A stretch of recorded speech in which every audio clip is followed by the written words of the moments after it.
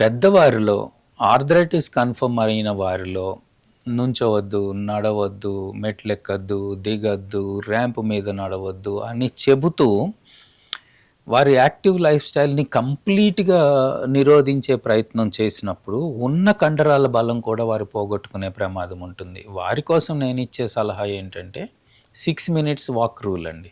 ఒక 6 నిమిషాల పాటు నడవండి.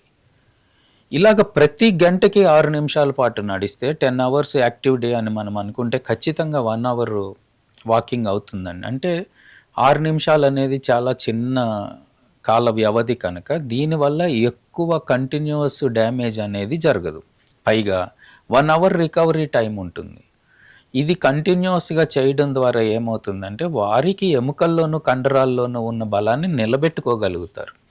ఇది కూడా కష్టమవుతోంది. Then they definitely need a specialist opinion and look into it. అంతేగాని సర్జరీ కూడా మనం నీ రీప్లేస్‌మెంట్ కూడా ఎందుకు చేస్తున్నారండి? నొప్పి కోసం కాదు. వాళ్ళు తిరిగి నడవాలి. ఎప్పుడైతే నడక తగ్గిపోయిందో ఆరోగ్యం పాడైంది అన్నది గుర్తు. సర్జరీ ముందు గాని, సర్జరీ తర్వాత కూడా పూర్తి స్థాయిలో నడిచి వారి పనులు వారు చేసుకోలేదంటే సర్జరీ నుంచి మనం ఆశించిన ప్రయోజనాలు పొందలేదు అనేది ఇంకా నిర్వివాదాంశం.